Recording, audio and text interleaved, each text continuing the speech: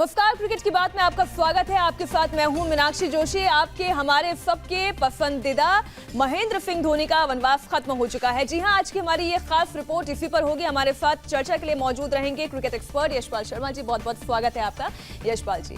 महेंद्र सिंह धोनी अक्सर शांत रहने वाले खिलाड़ी हैं। जीत हो या फिर हार, धोनी का अंदाज कभी नहीं बदलता। कप्तानी से त्याग किया तो भी उनके स्वभाव में कोई खास फर्क नजर नहीं आया।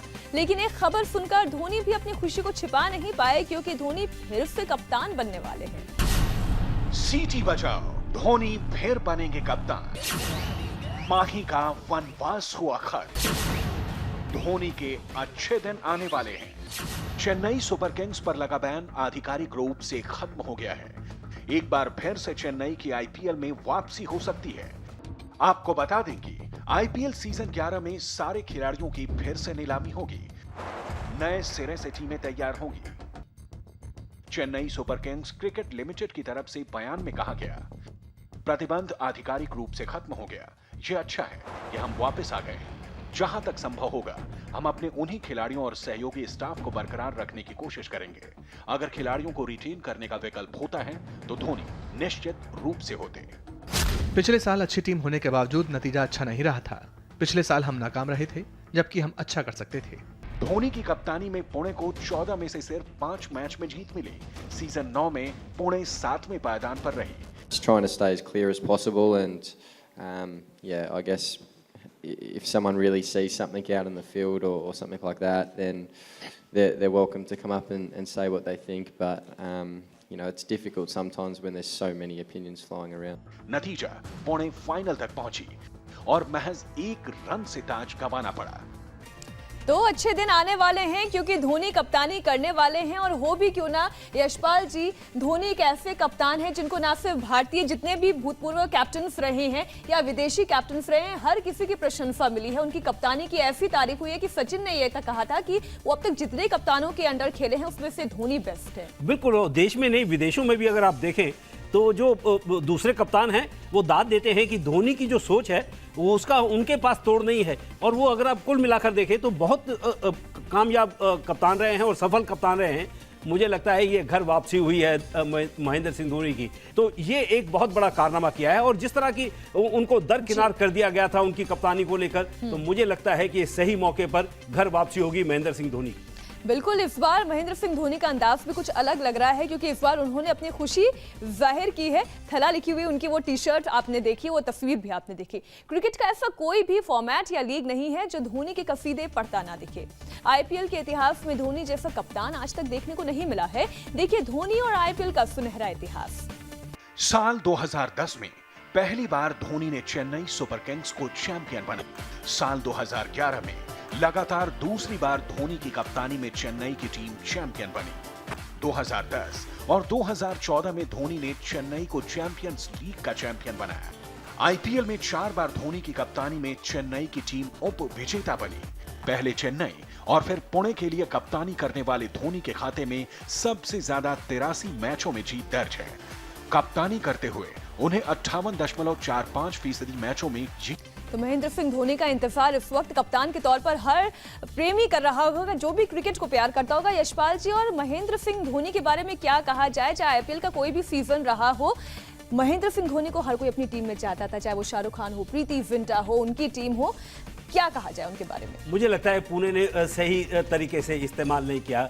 जिस तरह की उनका योगदान भारतीय टीम के लिए रहा है, तो वो एक बदकिस्मती होगी पुणे की कि अब वो वहां से अलग कि उनके जो टीम बिखर गई थी सीएसके की, उसको फिर से कैसे जोड़ा जाए और फिर से एक बार चैंपियन बना जाए। चलिए, इसका तो इंतजार रहेगा आईपीएल सीजन शुरू होने तक। लेकिन अब बात कर लेते हैं जरा भारतीय टीम के बॉलिंग कोच की। आखिरकार टीम इंडिया को गेंदबाजी कोच मिल ही गया। इतने दिनों से कोच पर चल रही किचकिच खत्म होने वाली है। खबर यह है कि रवि शास्त्री के कहने पर सीओए ने भरत अरुण को गेंदबाजी कोच की कमान दे दी है। आखिर क्यों है भरत अरुण रवि शास्त्री की पहली पसंद? देखिए रिपोर्ट।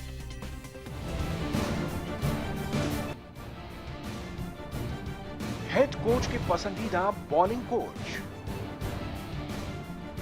अब एडवाइजरी कमेटी नहीं, सिर्फ और सिर्फ विराट कोहली रवि शास्त्री की चलेगी। शास्त्री ने अभी औपचारिक तौर पर कोच की कमान नहीं संभाली है, लेकिन उनका जलवा अभी से दिखने लगा है। सूत्रों के मुताबिक बीसीसीआई और कमेटी ऑफ एडमिनिस्ट्रेटर्स ने शास्त्री की बात मान ली है, यानी टीम इंडिया के गेंदबाजी कोच के तौर पर भरत अरुण की नियुक्ति को हरी झंडी दे दी गई है। सूत्रों का कहना है कि मुख्य कोच रवि शास्त्री के कहने पर भरत अरुण को यह जिम्मेदारी दी गई है। 54 साल के भरत अरुण अब श्रीलंका दौरे पर टीम इंडिया की गेंदबाजी की कमान संभालेंगे। उधर सीओए के सदस्य का कहना है कि राहुल द्रविड़ और जहीर खान की सेवाएं भी दी जाएंगी, लेकिन ये जरूरत के मुताबिक होंगी और वो भी विदेशी दौरों के दौरान। हालांकि आखिरी फैसला शास्त्री से मुलाकात के बाद लिया जाएगा। वैसे खुद रवि शास्त्री भी कह चुके हैं कि द्रविड़ और जहीर के जुड़ने से टीम को फायदा होगा। बिल्कुल वैल्यूबल होगा, क्योंकि एक्सपीरियंस है, बहुत दोनों खिलाड़ी बहुत हाई लेवल क्रिकेट खेले हैं और कभी कभी जब आप 200 दिन 150 दिन रोड पे होते हो तो सडनली कोई बाहर से आके कोई फ्रेश इनपुट देता है, उससे बहुत फर्क पड़ सकता है। तो मेरे ख्याल में ये बहुत पॉजिटिव है और अच्छा रहेगा टीम के लिए। साल 2014 में भरत अरुण ने बॉलिंग कोच की जिम्मेदारी संभाली थी। शास्त्री और भरत अरुण की जोड़ी खूब जमी थी, लेकिन अनिल कुंबले के कोच बनने के बाद भरत अरुण को हटा दिया गया था। शास्त्री और अरुण का परिचय करीब 3 दशक पुराना है। भरत अरुण श्रीलंका जाने वाले अंडर 19 क्रिकेट टीम के सदस्य थे, जबकि रवि शास्त्री उसके कप्तान थे। भरत अरुण ने 1986 में गेंदबाज के तौर पर अपना अंतर्राष्ट्रीय टेस्ट और वनडे डेब्यू किया था। भरत अरुण के टीम से जुड़ने के बाद अब ये देखना दिलचस्प होगा कि आखिर आने वाले दिनों में। यशपाल जी, अच्छी बात है कि भरत अरुण को लाया जा रहा है और साथ ही साथ जहीर खान को भी वैल्यू किया जा रहा है, लेकिन क्या दो गेंदबाजी कोच अगर टीम के लिए होते हैं तो कुछ कंफ्यूजन की स्थिति तो नहीं? देखिए, ये हक है रवि शास्त्री का, वो मिलना चाहिए था। ये मुझे लगता है कि सीएसी जो क्रिकेट एडवाइजरी कमेटी और वो सीओए जो बीसीसीआई के हैं, उनमें ये तालमेल नहीं था। जो ये खिचड़ी पकी है, ये होती नहीं कि अगर पहले ही बातचीत कर ली जाती। ये हेड कोच का एक हक होता है कि वो अपने पसंद के खिलाड़ी, जो बॉलिंग कोच भी हो या फील्डिंग कोच हो, वो चुने। तो ये वो एक जो 18 महीने काम किया था इससे पहले रवि शास्त्री ने, उसमें भरत अरुण का भी बहुत बड़ा योगदान था। तो शायद इसीलिए उनकी वापसी हुई है, इस विश्वास के साथ कि फिर ये जोड़ी इकट्ठी होगी और फिर एक अच्छा काम किया जाएगा टीम के लिए।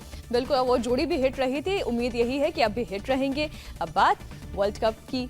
करो या मरो के मुकाबले में भारतीय महिला टीम ने न्यूजीलैंड को हराकर सेमीफाइनल में अपनी जगह पक्की कर ली है। सेमीफाइनल में टीम इंडिया का सामना ऑस्ट्रेलिया से होगा। 266 रन के टारगेट का पीछा करने उतरी न्यूजीलैंड की पूरी टीम 79 रनों पर ही ऑल आउट हो गई और इस तरह से भारत ने ये मैच 186 रन से जीत लिया। इंग्लैंड में फिर रचेगा इतिहास, दुनिया देखेगी भारत का दम। कोहली का कमाल देखा, अब मिताली का राज देखो। मिताली ने 123 गेंदों में 11 चौकों की मदद से 109 रन बनाए। 60 रनों की पारी खेलकर हरमनप्रीत कौर ने भी भरपूर साथ दिया। वहीं वेदा कृष्णमूर्ति ने 70 रनों की पारी खेली। 15 रन देकर राजेश्वरी गायकवाड़ ने 5 विकेट लिए। महिला वर्ल्ड कप में भारत की तरफ से सबसे बढ़िया प्रदर्शन रहा।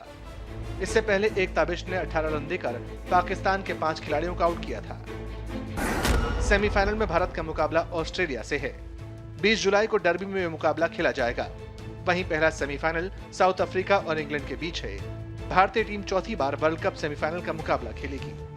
तो कंपैरेटिवली ऑस्ट्रेलिया भी एक मजबूत टीम दिखाई देती है, लेकिन हम उम्मीद यही कर रहे हैं कि मिताली का राज होगा। बिल्कुल, देखिए, कृष्णमूर्ति और हरमन ने जो कमाल किया है, बहुत बड़ा योगदान दिया, लेकिन जो सपना देखा है मिताली ने, वो उसकी जो एक शतकीय पारी जो देखी सबने, मैंने पूरा मैच देखा है, उसमें वो झलक दिख रही थी। वो उनका सपना है कि विश्व कप को जीतना। तो मुझे लगता है कि 2 हार के बाद जिस तरह का वो शतक लगाया है, तो अगर ऐसा ही कुछ कारनामा ऑस्ट्रेलिया के खिलाफ कर दिया तो हो सकता है मिताली का वो सपना पूरा हो जाए और वो फाइनल में पहुंचे और जीते और ऑस्ट्रेलिया घुटने भी टेक दे। हमारे लिए वक्त एक छोटे से ब्रेक का है, लेकिन आप कहीं मत जाइएगा क्योंकि गेल का लैला डांस कर रहा है। आपका इंतजार एक छोटे से ब्रेक के बाद हो रहा है फौरन हासिल। बेशक ये कॉन्टेस्ट बहुत इंटरेस्टिंग होने वाला है। फिलहाल हमारे लिए वक्त एक छोटे से ब्रेक का है। यशपाल जी, बहुत बहुत शुक्रिया हमारे साथ जुड़ने के लिए, बातचीत के लिए। एक छोटे से ब्रेक के बाद आप देखिए सुपरफास्ट 200।